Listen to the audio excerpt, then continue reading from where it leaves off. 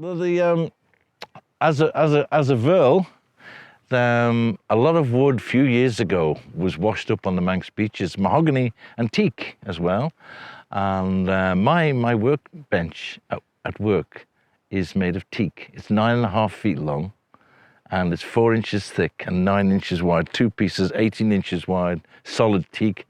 Must be worth thousands. Anyway, it was washed up on the beach.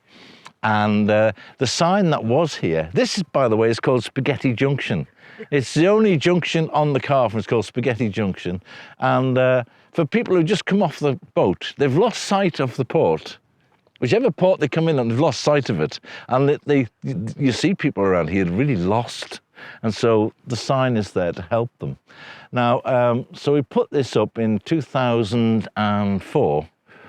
So it's 14 years old now. And every year I come here, I put old engine oil on it to keep it in good state.